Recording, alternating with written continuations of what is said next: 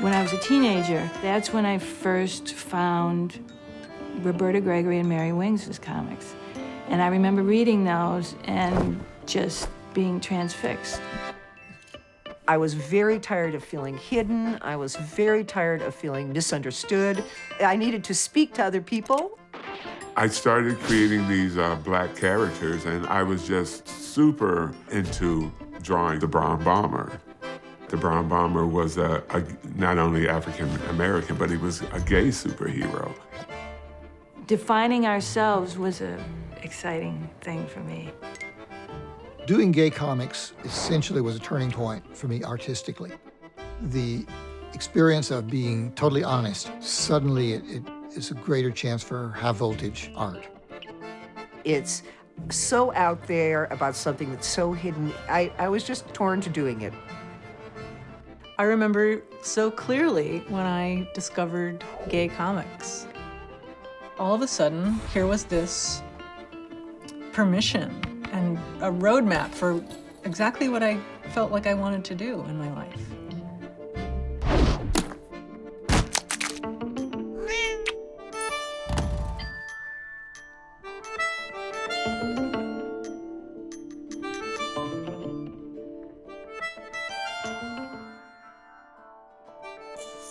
The idea of creating comics that aren't really about making people heroic is one of the things that I think queer comics have done the best.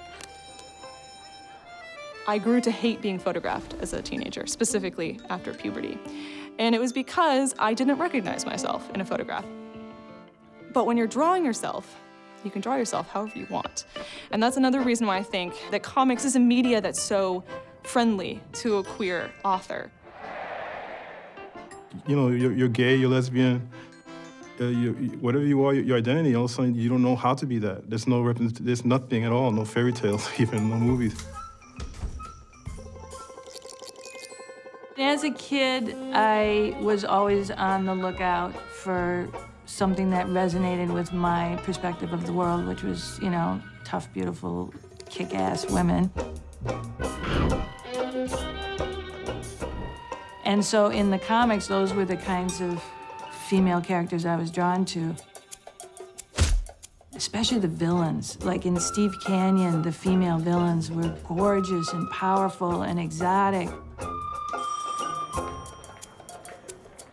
And then, of course, there was Hank in Brenda Starr, who was very masculine appearing.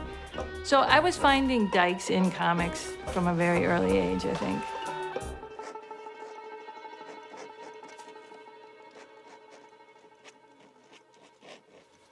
When I was in my early 20s and had ambitions, I thought I would do a newspaper strip. Our comic books were considered slightly lowbrow compared to newspaper strips, because everyone saw newspaper strips, and people became famous and rich. So that seemed like a worthy ambition. Eventually, I learned that newspaper strips were highly censored. In the 50s, there was a big scandal over the horror comics and crime comics, widely known as EC comics. Kids loved them. Parents hated them. Government people hated them. There was a book about how horrible comics were for kids. There started to be censorship in the air. The Comics Code Authority was imposed, and any comic that was displayed on a newsstand had to follow a certain set of rules. You could never show law enforcement in a bad light. There could be no mention of homosexuality. All sorts of things that were designed to reinforce the most bland vision of what American life should be like.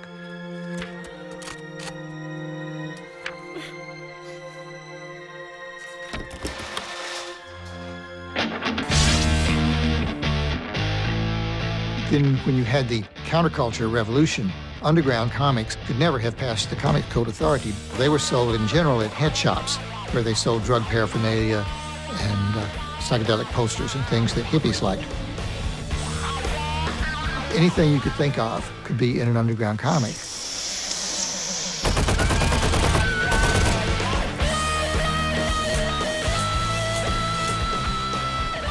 And they were full of stuff about drugs and uncensored sex because underground comics were only sold to adults, theoretically.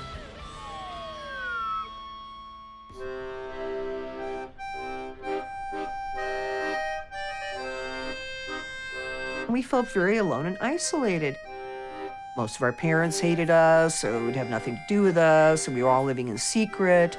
And we started to read all the underground things that were coming out. I had seen our Crumb comic books, which were really, really disturbing, and, you know, an example of why feminists would want to make their own.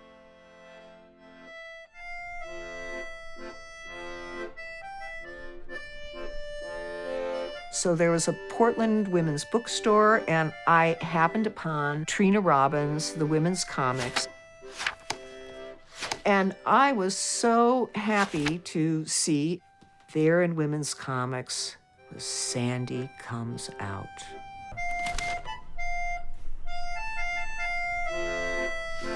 And then I was disappointed. It looked very superficial to me.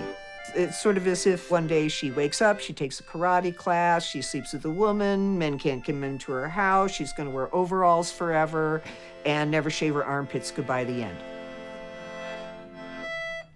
And I thought, well, this has nothing to do with what it really feels like. And I didn't know what I was doing. I grabbed a rapidograph pen and I sat on a sofa with bad lighting, and I just sort of went at it.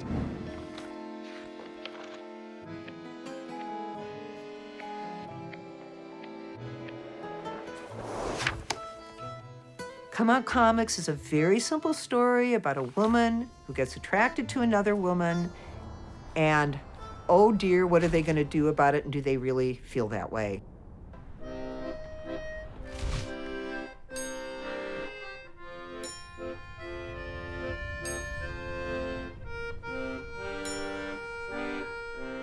I really wanted to do something that showed all the emotion, all the sort of worry and trauma that you have about coming out, and all those things about really being a queer.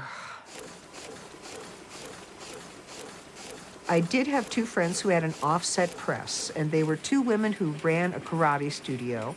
So we kind of printed it in the off hours.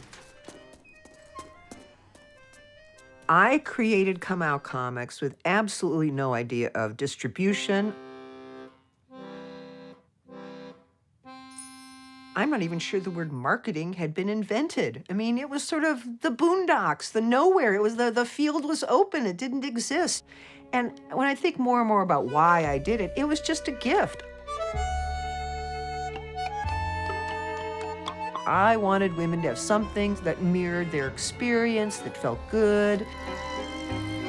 Because most of us just settle down into lives that are, you know, pretty repetitive.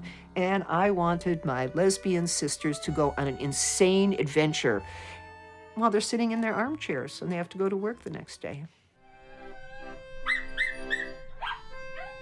Come Out Comix came out of a period of great transformation.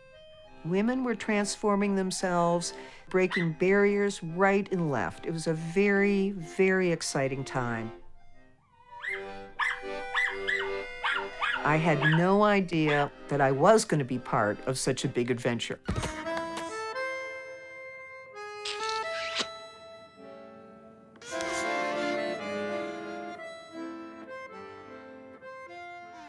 I was in the room with Mary Wings, Trina Robbins, and Lee Mars, and I definitely had a panic attack.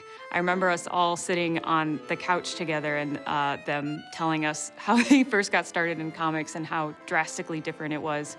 And it was just so overwhelming because I was just so grateful that these people had come before and had helped me get to the point where I am today, where I can make comics about being a queer person and have people acknowledge them and take them seriously. And without them, I don't think I would have been able to do that. I was born in San Francisco, and just knowing, like, years later that There was an underground comics movement, but there was also like this critique initiated by like women and queer folks, like to create their own space, to know that these are like the footsteps that we're walking in. For this like generation, that's something I don't want to ever forget.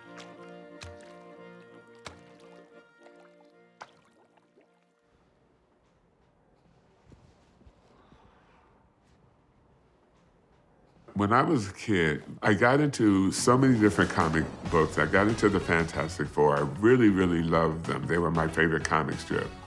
So I drew Batman, I drew Spider-Man, Superman, and I drew them well enough that I gained notoriety in the neighborhood. Oh, Rupert can draw the Hulk. Have Rupert draw the Hulk.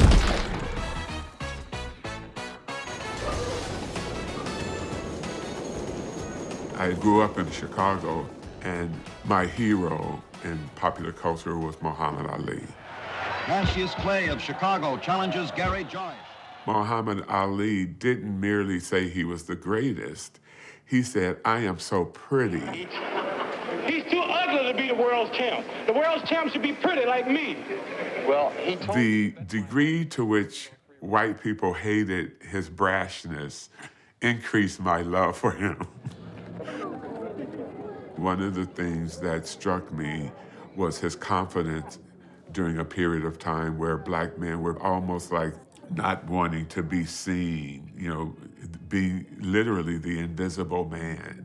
Once I started becoming really enamored of Muhammad Ali and his message, it was like a wake-up call. I looked at these characters I was drawing and I thought, my God, why the hell am I drawing white superheroes?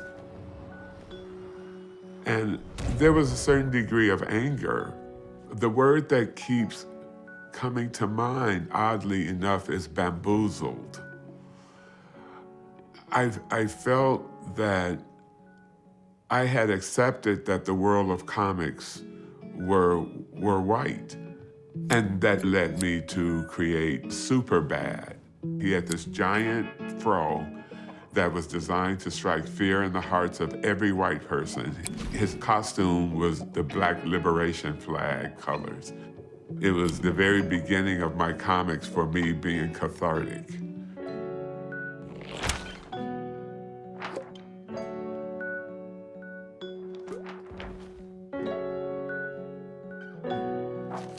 I decided I wanted to create a more whimsical superhero that was more original. And I actually started discovering the history of another boxer, Joe Louis. Joe Louis always struck me as more meek, more humble. His nickname was the Brown Bomber. I started drawing these little sketches of this character. He had these socks that went up to right below his knees and a cape. I just became more and more humored by the whimsy.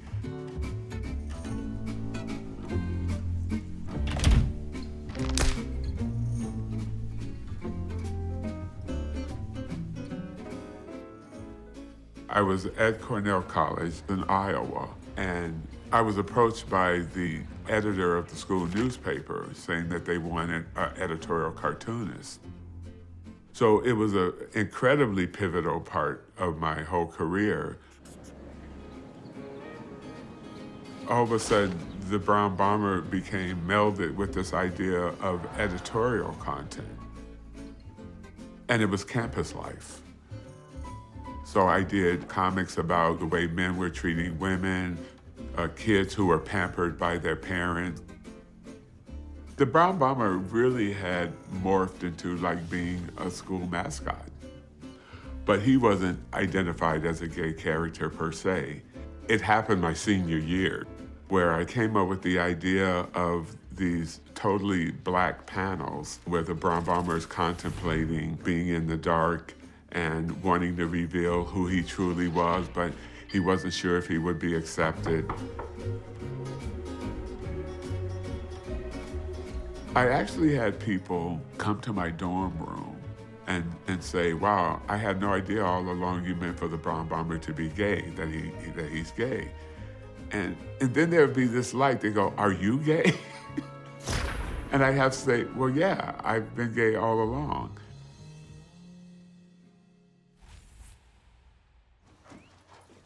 Come on, Molly.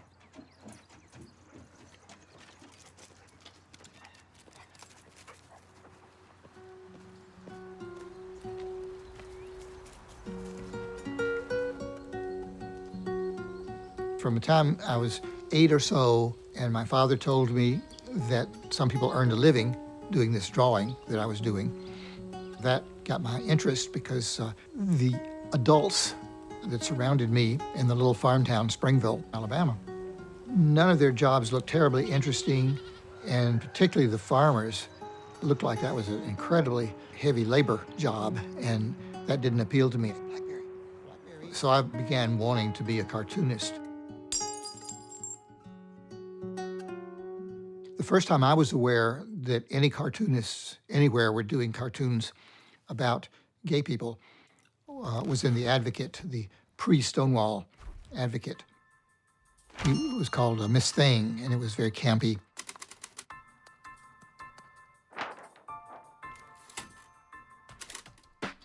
Basically, he was someone that a straight person would never know about, like Tom of Finland, who is now well known, and they have gallery shows in New York. But for my generation, it was just porn. It was just particularly excellent porn. It was a big step when I moved to New York. I wasn't just interested in doing comics about gayness or even just in doing comics. I wanted to do magazine illustrations and other things. And I didn't want to be pigeonholed.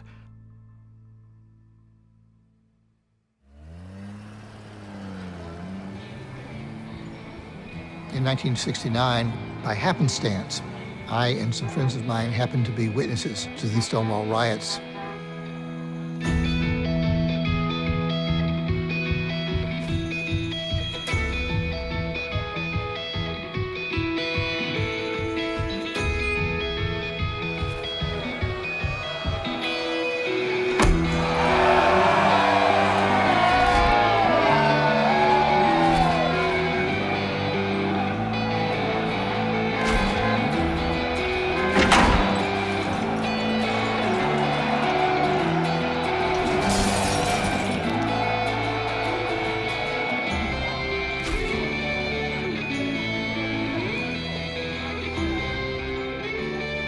Within the days immediately following the Stonewall riots, it became clear that a fuse had been lit.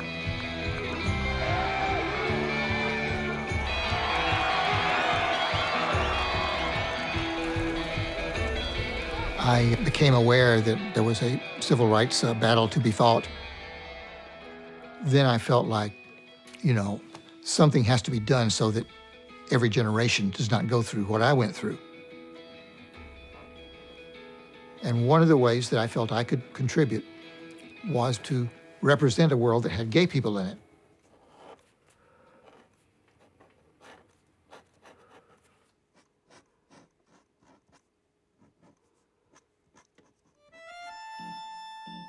I have only just begun to grasp the wealth of queer comics history, so to speak.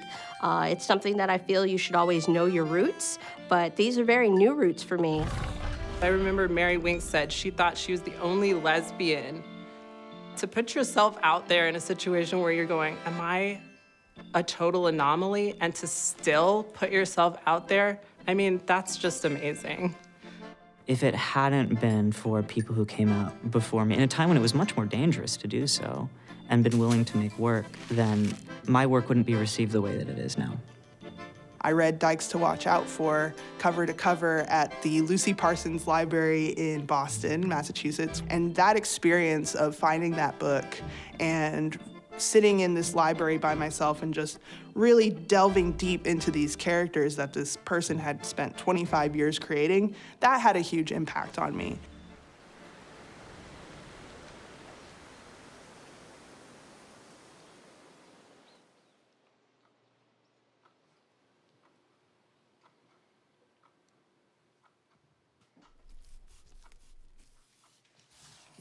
I'm filling in the blacks on a very old comic strip. It's very easy to fill in the blacks. It's just a mouse click in Photoshop.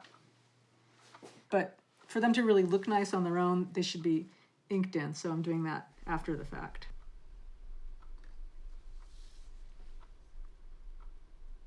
I remember so clearly when I discovered gay comics. The thought that I could draw about my own queer life was really revolutionary for me. Let me think.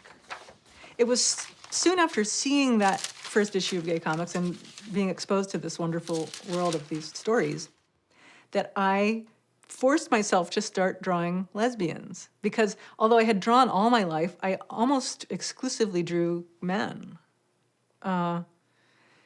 Which started to seem really odd to me once I came out and realized that I was like really interested in women. Why was I just drawing men? Tony, you're so funny today. I just use rapidograph ink, but I put it in a bottle so I can get at it. And I use a dip pen, a Hunt number 100. But you can see it can be a very fine line or a very thick line. It's very sharp and precise, but it's also, it's got this emotionality to it, you know, and the way you can get so many different widths. Dykes to Watch Out For evolved really slowly, first from these just silly drawings I was doing for my friends. Just one image with a caption. That was kind of like the New Yorker influence of my childhood. I would always read the comics in the New Yorker.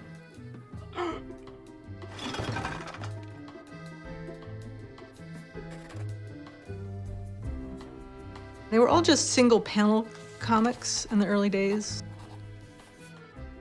Something that I published in the feminist newspaper where I worked in New York City.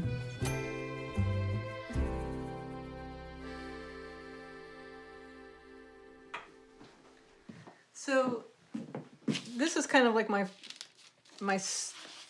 final sketch that I'm going to draw from. So I put my good paper down on top of it on a light box so this shines through. And then I redraw it all in pencil. And then I ink over it. So the pencil is this beautiful evanescent stage that no longer exists because I've erased it and I've drawn over it. But it's my favorite part of the process is when the pencil is all finished and I haven't inked it yet. Why is that your favorite? Because it still has the possibility of perfection. I haven't anything up yet.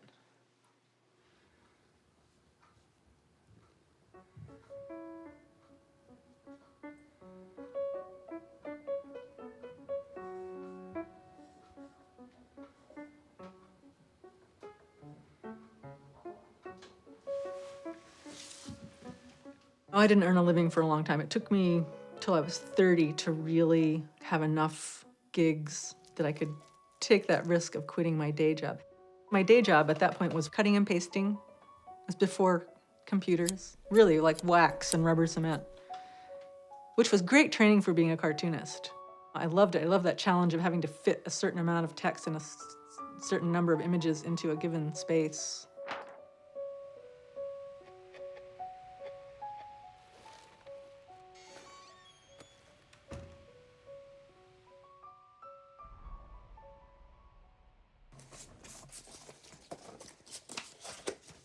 If I can find what I'm looking for. That's not the drawer. That's not the drawer. That's not the drawer. That's what I'm looking for. These are drawings that were either drawn while I was tripping on acid or that were inspired by the acid experience. I was down in Alabama, in Birmingham, and I discovered kitchen sink comics published by Dennis Kitchen. So I sent him some of my stuff I'd been doing for underground newspapers locally. And Dennis liked those and asked me to send more, and so he began to regularly publish my stuff.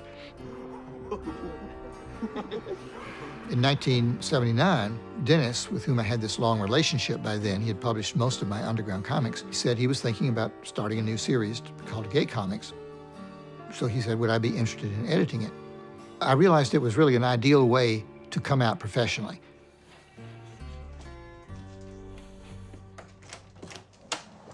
Dennis, Howard, Hey. You remember Molly? Of course. Hey, Molly. Let's sit in here. Yeah? You can have some tea. All right.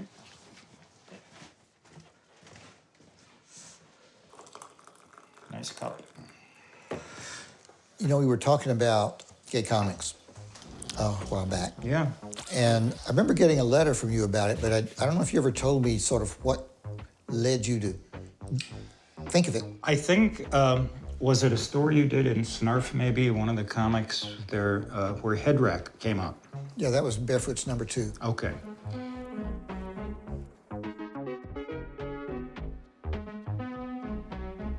It just seemed to me the time was right. I mean, I was doing, gotta remember, I'm doing other anthologies. Dope comics, well, I was a card-carrying marijuana smoker. That was easier for me.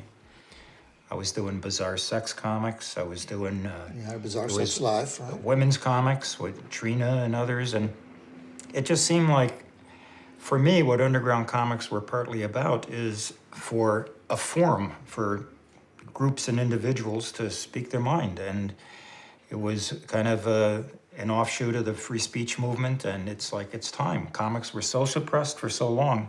My feeling was, let all the voices out.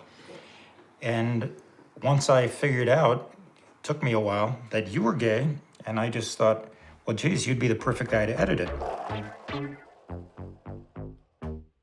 That was scary. You can't take it back. The cat's out of the bag. So I wrote to everybody who was in the world of underground comics. I said, I know that many of you may feel that it's threatening to your career for you to be open about being gay. As a gay person, I felt those feelings too. But I feel like, you know, given the onslaught of anti-gay activity, that it was really important that people be out, and it's not just for political reasons, but people should be able to do art about their lives.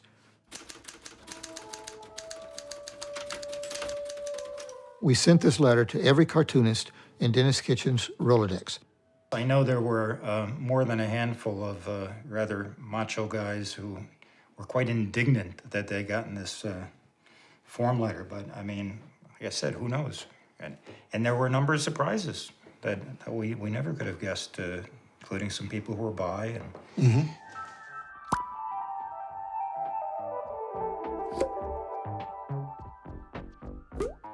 I wanted to establish this is co-gender.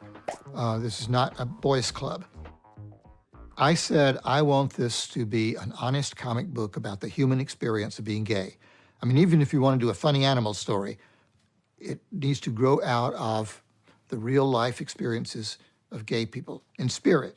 I mean, it could be fanciful, it could be, you know, you could take all sorts of liberties with reality, but what I didn't want was something that was all about camp or that was specifically just about sex. I said in my little opening statement, I wanted this to be about people, not penises. And some of the artists took me so literally that the issue was in danger of being, you know, so sex-free that I made my contribution to the first issue was a very sexually explicit story. It's called Billy Goes Out, was the name of the story. It was about going out for a night of, hopefully, sex in Greenwich Village in the late 70s before the AIDS epidemic. Externally, the guy was out looking for sex. He was cruising. It was about the inner life of the character. Every panel had his thought processes above his actual actions. And he had this thing called the rejection checklist.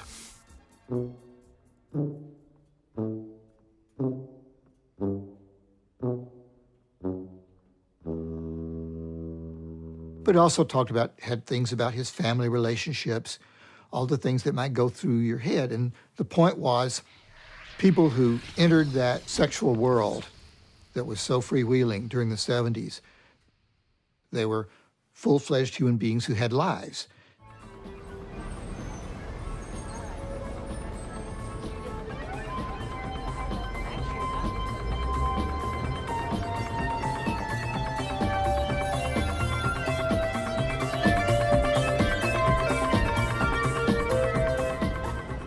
I remember in 19 1979, I had a friend who was always sick, and nobody could figure out what it was.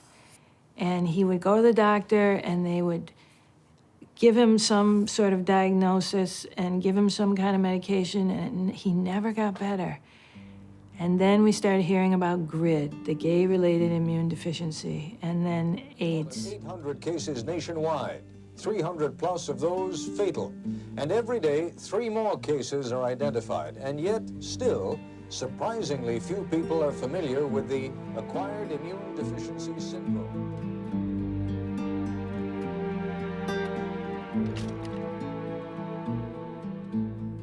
And we lived through this period where it was this mystery, and then it was this death sentence.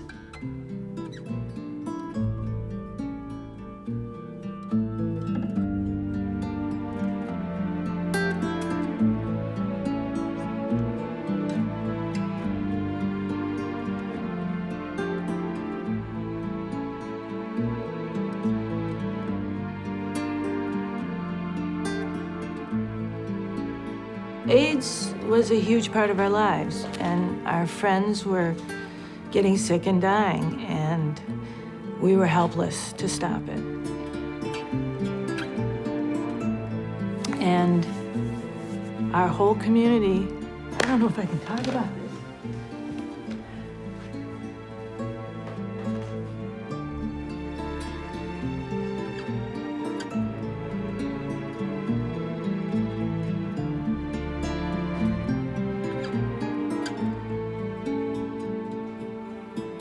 I can't talk about it.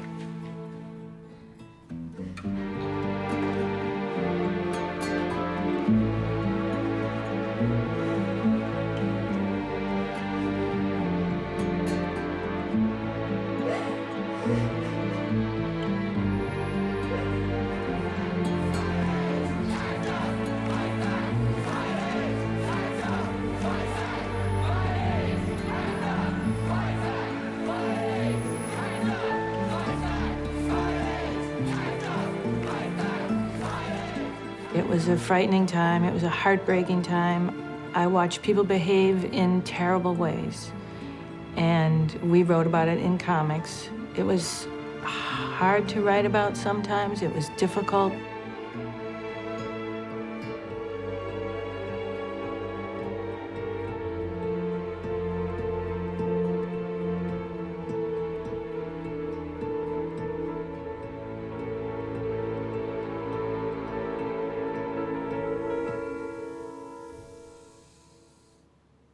Some people told personal stories about characters with HIV and AIDS, like Howard did in Wendell. 7 Miles a Second by David Wojnarowicz was really about the rage and the horror that was involved in this epidemic.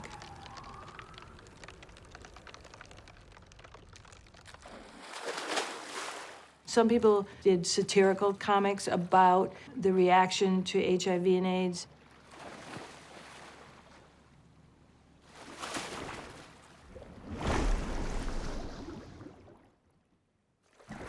That's the kind of humor you would get from people with AIDS. Humor is one of the ways that people deal with tragedy. Death was in the air. They weren't pretending it wasn't. Jerry Lopresti, LHM, Michael. Basically, you know, America at large was not interested in reacting. Gay people stepped up to the plate. Michael McDowell, Joe Avella, Julio Meza, Michael Babcock. There's no other group of people I would rather go through a deadly epidemic with than the gay community. Howard Dill. Our response to the AIDS epidemic, as horrible as it was, made you proud to be gay. Alex Covenant.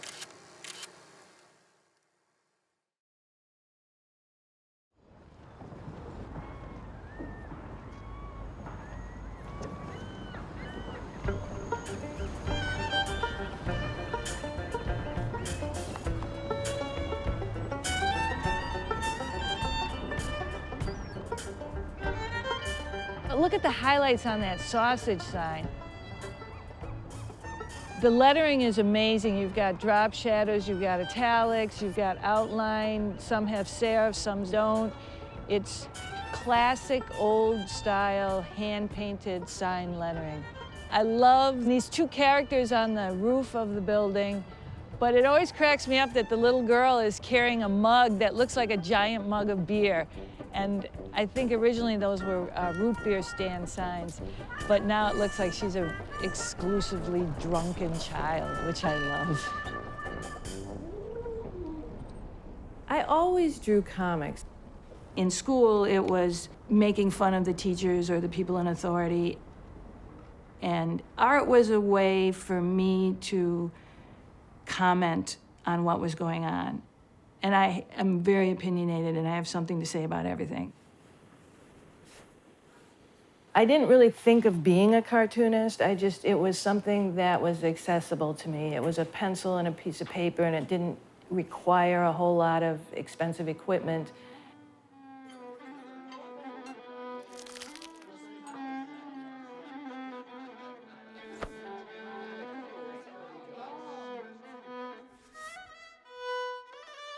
I come from a mixed background. I'm half Lebanese, half white-bread American, mongrel. And I didn't relate to the little girls in the books I was reading. And I didn't relate to the downtrodden, struggling, whatever. I wanted characters like me to be victorious.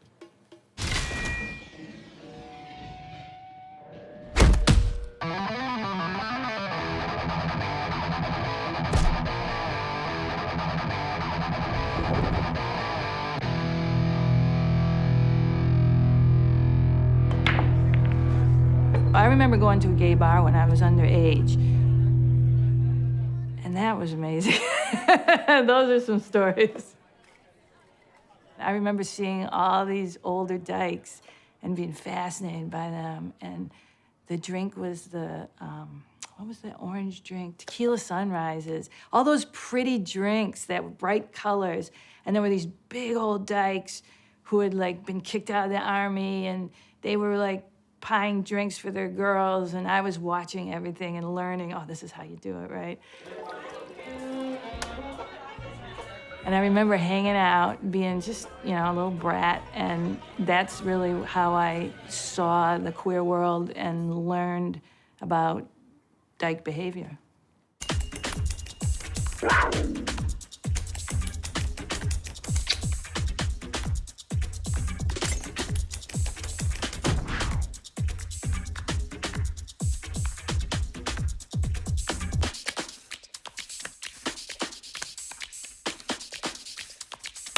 My feeling was I was creating sexual imagery for dykes.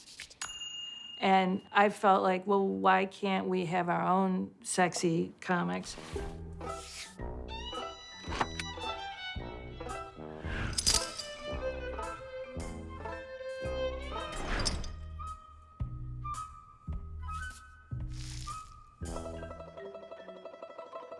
Some women felt that my work was too sexist and I was objectifying women.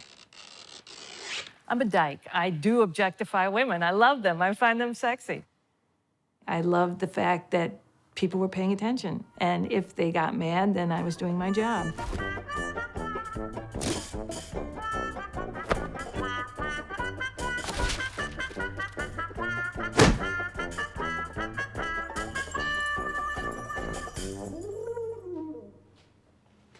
I never had an idea that this was a career. This was what I did because I loved it, because it was fun. In the early 80s, Howard Cruse had started the anthology comic, Gay Comix, with an X. And I sent something in, and Howard said he would print it. And Howard was just an amazing editor, an amazing mentor. And as I went along in my career, every time I hit a wall of, oh, how do I do a contract? Or how much should I charge for this? Or what if they don't pay me? Call Howard, because he'd done it, And so he really is the godfather of queer comics.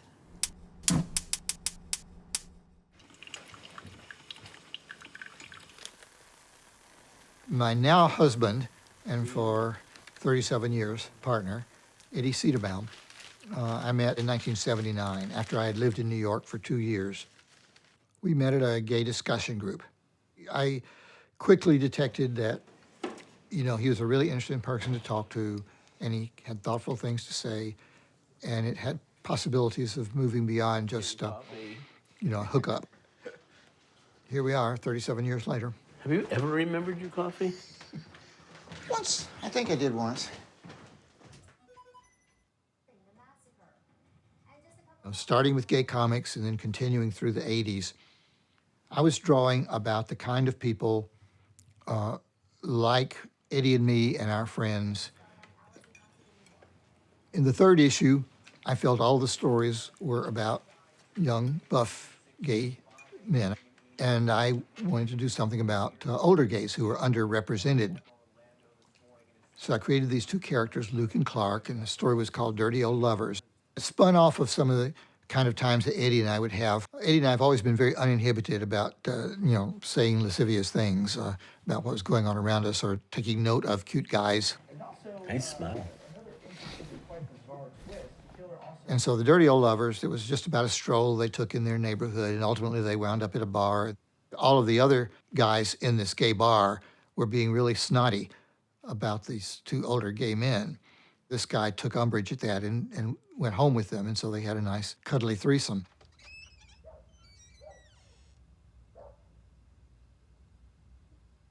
It was an affirmative thing about getting older, but it was also just fun to write because these guys are just so uninhibited, and the repartee wrote itself. I have a very early Dykes to watch out for. Oh my God, look at, it's crappy. It's like just normal drawing paper with white out that's all chipping off. And I can tell you I drew it with a Niji stylus. Isn't that weird that I can tell just by looking at the line what pen it was? It was almost a mission of mine for a long time to show this stuff. Just to show real bodies, people's real sex lives. I wanted to destigmatize lesbian sexuality and women's bodies. It was something I felt really passionately about. Here's one after I introduced the characters, and it's an episode where they're all on their way to that 1987 March on Washington.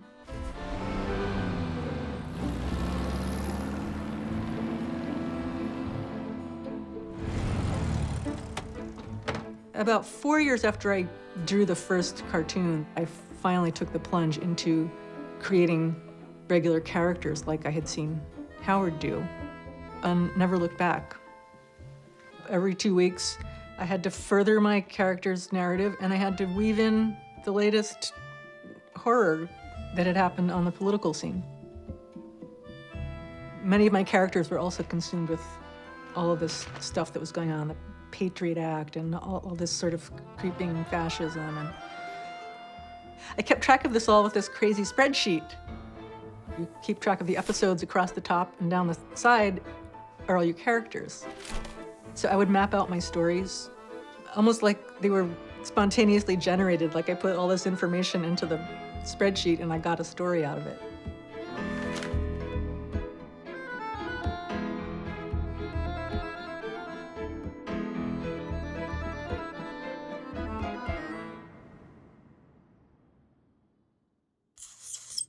The first time I can remember seeing a trans guy represented in comics, I think was probably in Dykes to Watch Out For.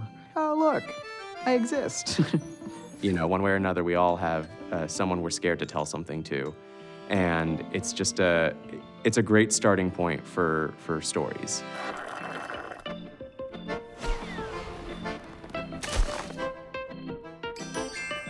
I would religiously read Rob Kirby's Curbside. Wow, I really wanted to be a gay man in New York because I'm still, deep in my heart, a huge fangirl. I love that Jen Camper is an out Arab American hardcore feminist woman. The first queer comic that I saw that I was like, okay, this is gay, and like I have to hide this from my family, was the Wendell comic.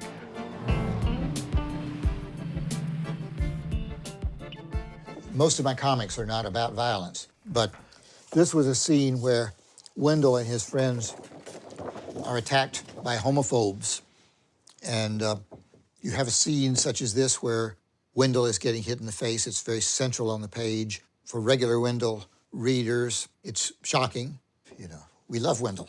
We don't want him to get hit.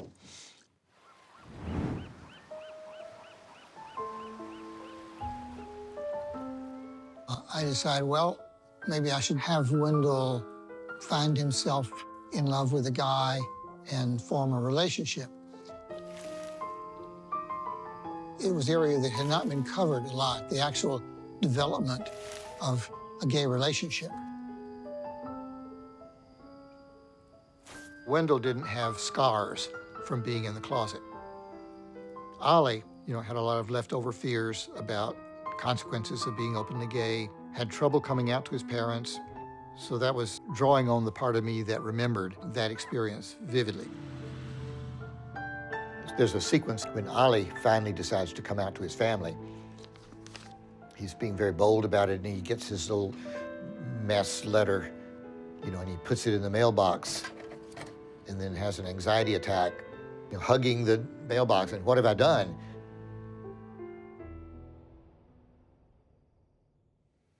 "10 years or so after I wrote Come Out Comix, there was a gay and lesbian comic scene. It happened so fast, and it grew so huge, and I met amazing people, and suddenly I had a whole wonderful group, national and international, around me. It was very exciting. I'm here at a Different Light bookstore for the opening of Queer Cartoon Show, and we have 51 artists in this show, 168 pages of fabulous cartoon art. I put this show together with my good friend Dan Seitler, who's a wonderful cartoonist, and we wanted to celebrate cartoonists and the gay artists that we know and promote We got to their work. do pretty much whatever we wanted, and that was really exciting. I'm Jennifer Camper, and I'm hanging out here in the bathtub.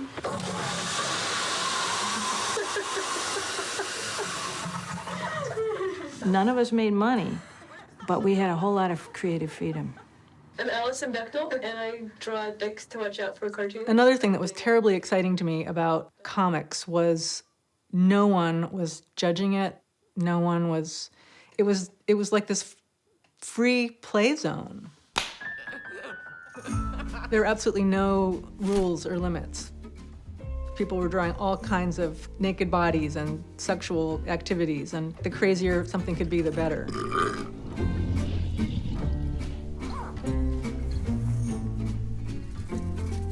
I didn't feel like there was competition because nobody was doing the same thing. Each of us had a really distinctive drawing style and voice, and we all were talking about different aspects of queer community.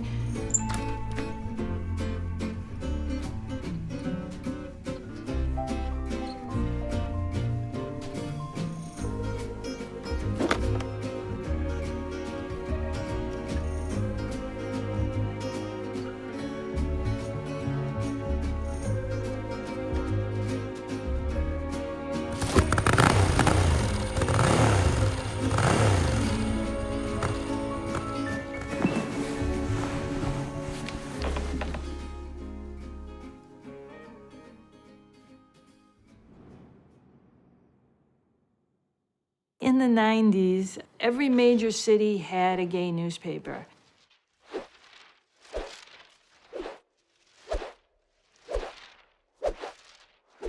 We were all doing comics maybe for 1 or 2 newspapers, and then suddenly it was like, well, there's 50 newspapers in the United States that we could send our comics to.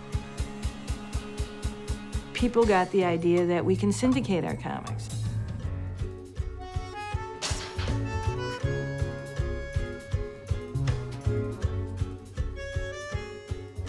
Windy City Times in Chicago, I think they offered $25 for each strip, and I think I thought, oh, okay, that would really help. And then you get somewhat syndicated to a couple of other papers, and then they pay you. Then it starts being significant. I went from having the strip published in college, that community, and then in Portland. And then when I went to the Bay Area, it was published in a queer newspaper, Bay Times, and then in the Sentinel.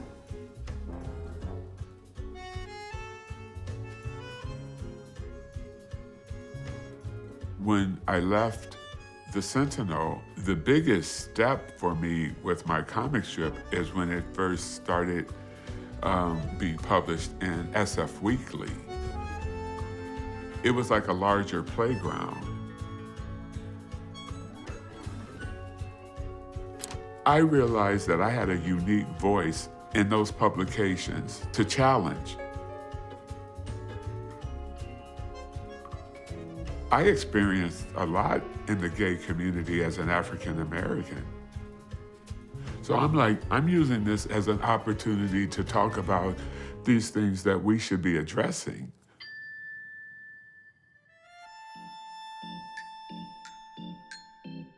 From the very first time I saw an image of the Brown Bomber and Diva of the World, I was just like, who is that? Who are these characters? I love them.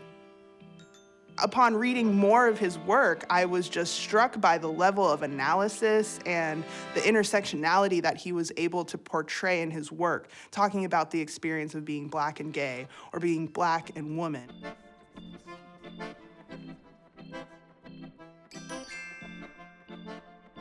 To be Black and queer and only know about Rupert Gunnard's work 2 years ago at Cruse and Comics is kind of, it was profound to me, but also it made me very sad.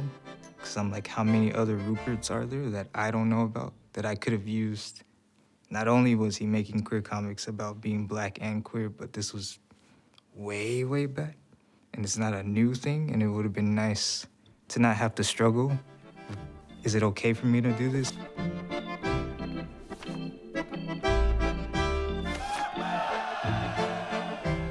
The differences between Rupert's work and my work kind of reflect the times that we were working in. You know, Rupert's characters were very much directly interfacing with white characters that didn't get it. And here and now, as artists, we don't necessarily have to put a white character at the center of the narrative anymore. I'm privileged that I have access to so many people who happen to look like me.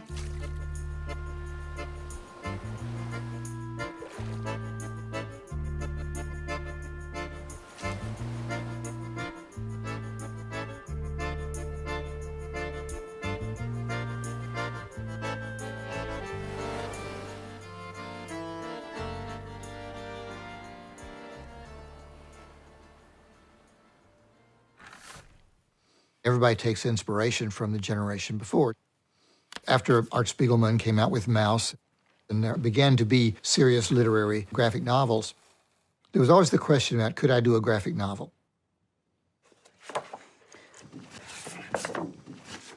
And I thought, there's been very little coverage about what gay life before Stonewall in the South was like.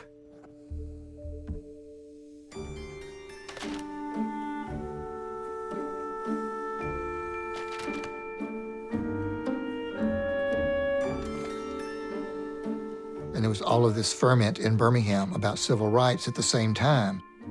So I would be able to cover some ground that hadn't been covered in other gay literature. Going into a project as long as Stuck Rubber Baby was a big, scary step. I got a contract, and I had an advance covering 2 years. But I realized that to tell this story, you needed to feel the world around the characters. It couldn't be done without putting time into drawing in more detail with more shading than I had ever done before.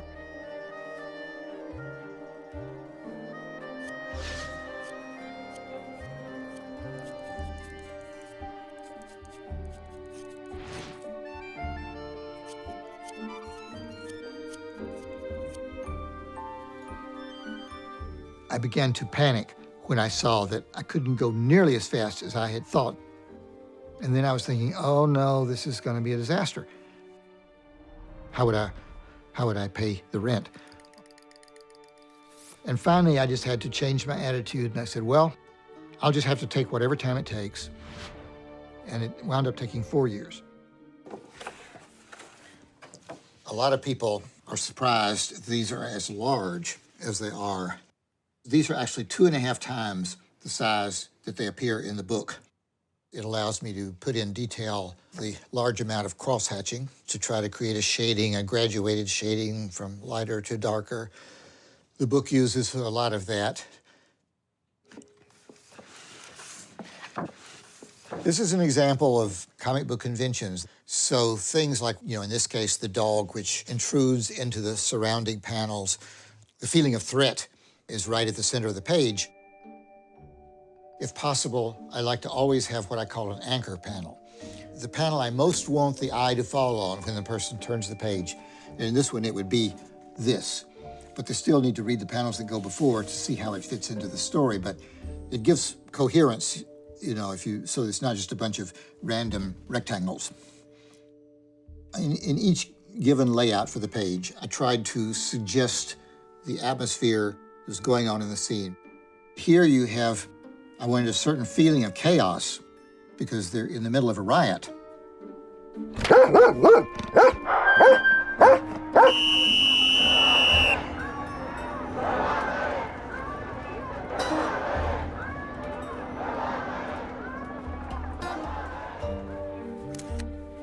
It was a wonderful artistic experience, as financially disastrous as it was.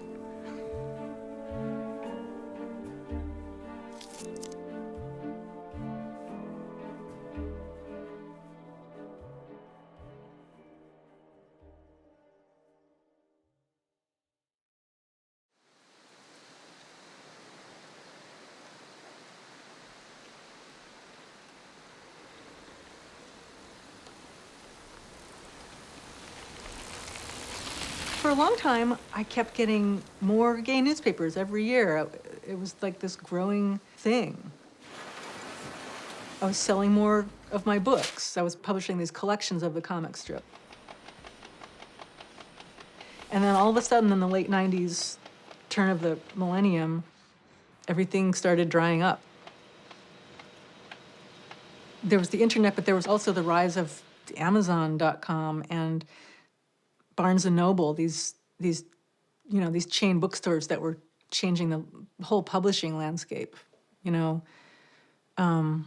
Anything fringe or alternative or independent was dying.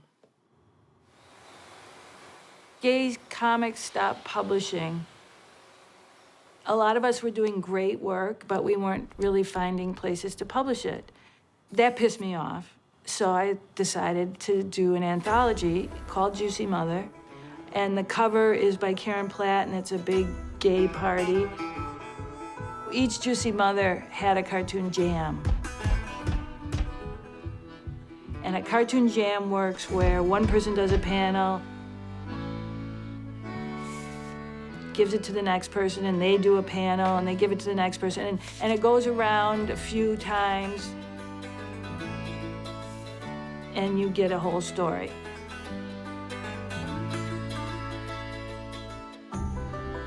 What's fun about a cartoon jam is you get to draw each other's comics, but what's weird about it is you don't have control, and suddenly you gotta give up your character and somebody else could kill them off. So I did a lot of cartoon jams where I kind of edited them and brought people together. And back in the day, it was all done by mail. And they're great. They're crazy, they're nuts, and they're a lot of fun.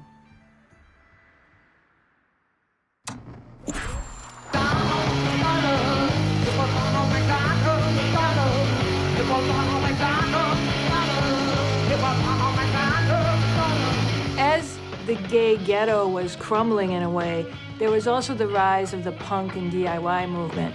And so people started making their own zines.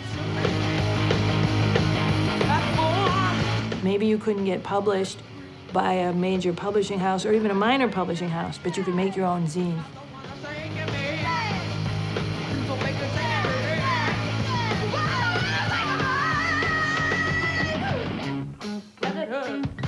To make a zine, all you need to do is write or draw something, photocopy it, fold it, you staple it, you make hundreds of copies, and you sell and trade them with all your friends. The storytelling became very personal, raw, and visceral. Diane DiMassa did Hothead Paisan, and it's one of the most amazing little self-published comics to come out. Hothead Paisan is a homicidal lesbian terrorist, and she's filled with rage. And she goes through life reacting to all the injustice that's around her.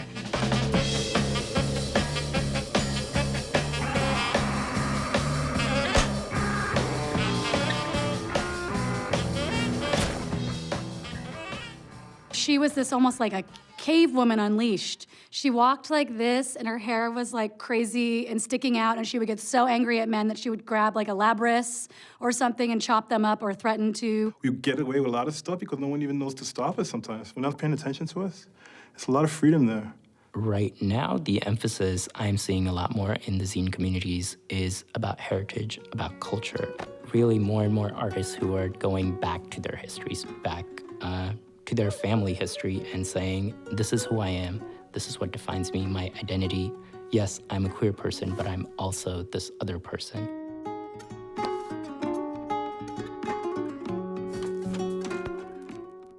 So then when the internet really became part of everybody's world, people started putting their comics online and getting responses, and web comics became a huge community for all cartoonists, particularly for people who were marginalized.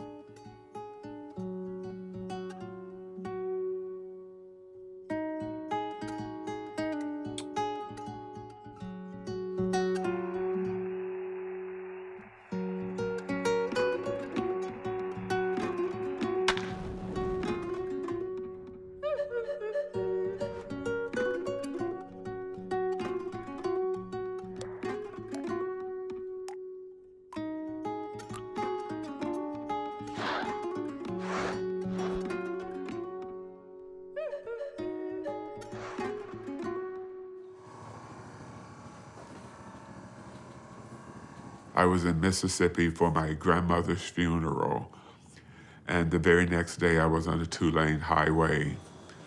I encountered a car veering into my lane, and I turned my steering wheel sharply and went into a ditch.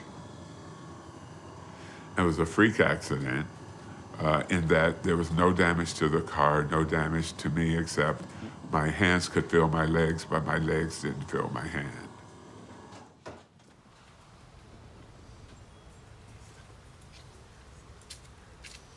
Scott had to fly to the hospital in Memphis. And there was my mother and father, and Scott came into the room and basically turned to the nurse and said, I'm his partner, I'll need a cot. I'll be sleeping next to him. It wasn't any of this. I'm wondering if it's possible that I might be able to get a cot. I'm not sure. I'm not really related, but he's my partner. It was just gung-ho. My father is like, what the hell? My mom is like, really? She didn't have to be the primary person. She got to see my partner do what partners do. And boy, was that the beginning of an incredible relationship between Scott and my mom.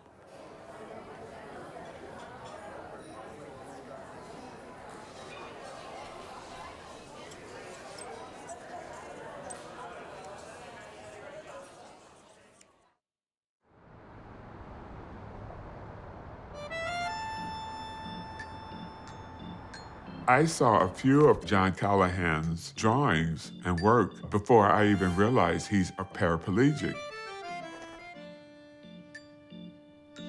I ran into him and he was in a chair, and that was long before my accident. In no way was he gay, but he knew of my work in Just Out. So we connected as these two cartoonists. Years later, I run into Callahan. He goes, "What's up with you?" I said, "Well, there needs to be more than one paraplegic, cartoonist in Portland."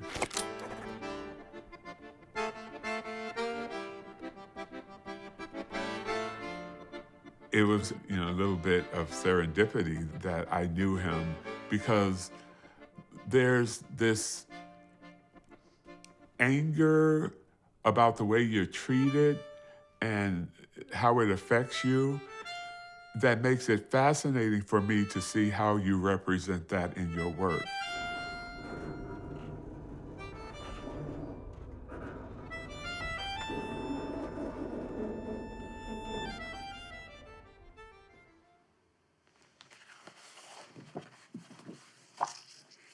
So this is a cartoon that I was doing at that difficult period when I didn't know if I was going to be able to keep being able to afford being a cartoonist.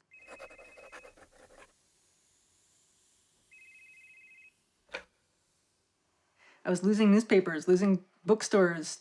My publisher said, the only sector of this industry that's growing is graphic novels. You should write a graphic novel.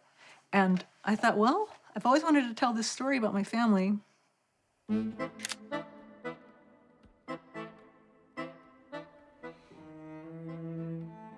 After graduating from college, and I was going through all these old family photos, and in an envelope of pictures of me and my brother at the beach, there was also a picture of this young man in his tighty whities lying on a bed.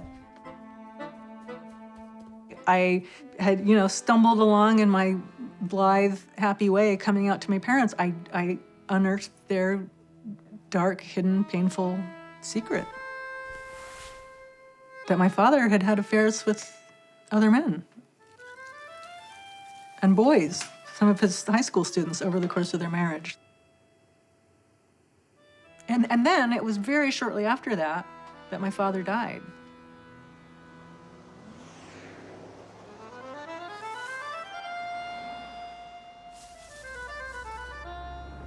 My mom said, I think he did it on purpose.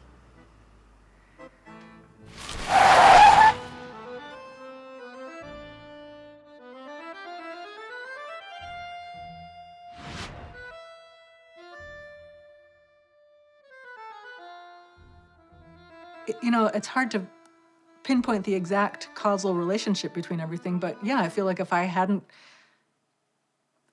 come out, or if I hadn't told them, things would have happened differently. He might still be alive. I don't know.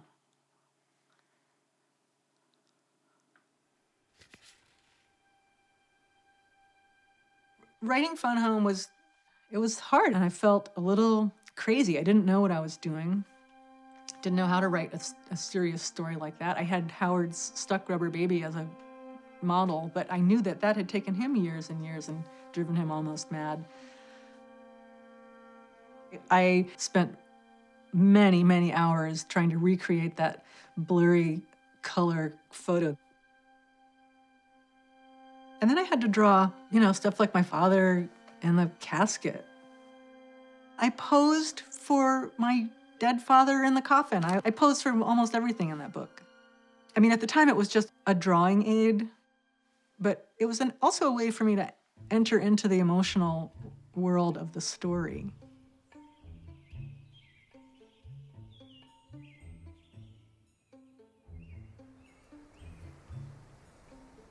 I fell in love with the book. I was immediately taken by the mere accomplishment. Then when the story unfolded, it was like, I know this person. I always wondered about her background. Not only is it explaining things, it's just, I'm awestruck with every revelation.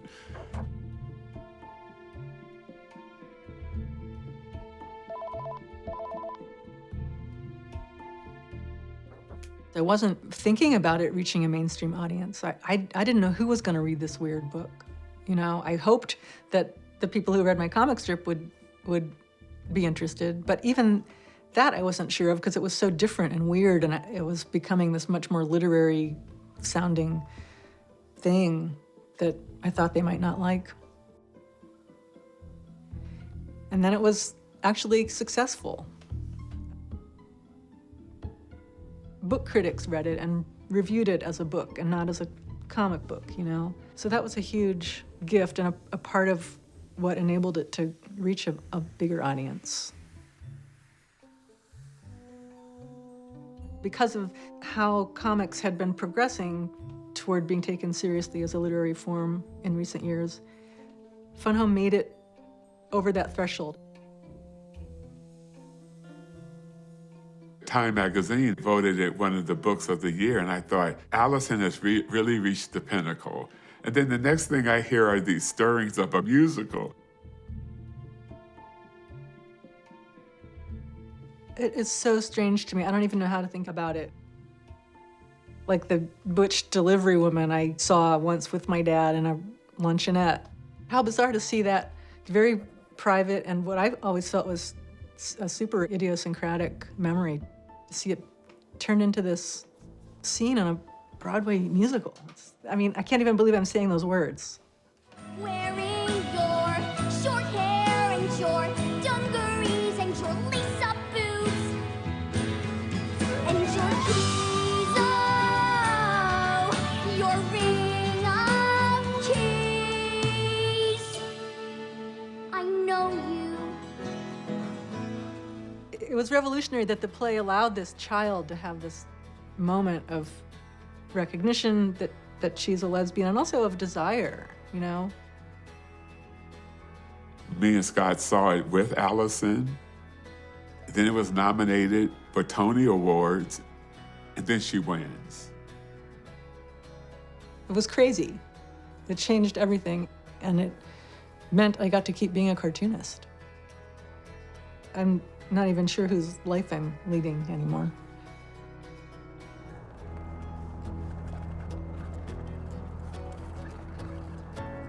I had met Alison a number of years before my accident. Once the surgery was done, I was in a back brace. I was longing to get back to Portland. Maybe a day or two after I'd gone to work, I got a package in the mail. And I opened up the box and there was a little card saying, I heard about your accident and I wanted to send you a get well card, but then I knew other people might want to be involved in it. Love, Alison. I thought, this is from Alison Bechdel. I remember opening the box and seeing the very first panel and then pulling it and just watching the whole string just unfurl. And it just really, really touched my heart because I kept recognizing the style of cartoonists that I really appreciated and admired. I remember coming across the original drawing by Alison, and actually one of my favorite characters of hers, of course. I love the whimsy of the Trina Robbins panel and Jennifer Camper. I love the contrast of hers, how dark they were. You're gonna have to figure out the magic of it all. Here we go. Do you like that height? Is that horrible? A lesser man would need a hammer.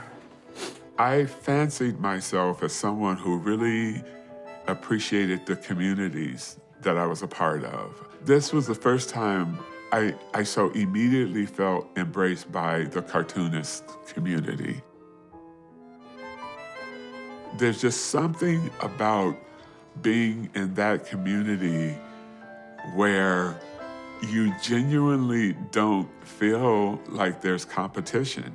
All of the ways that we represent the community and all of the ways our work is personal.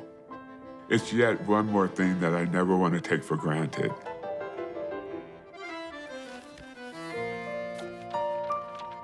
We're no longer token sidekicks. We're no longer sad stories. I got my mainstream work because of the queer comics. I'm very proud to have my queer roots and my mainstream roots, but now I can mix them together. A lot of the people coming to buy comics are actually parents, and they're looking for material for their trans kid who just came out.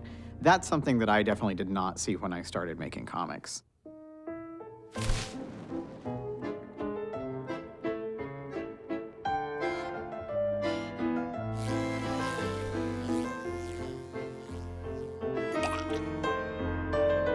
queer comics have really created a space for complexity that didn't exist in a lot of other comics. The space for different ways of being a person of color, different ways of being gendered, was really amazing. It was like nothing I'd ever seen before.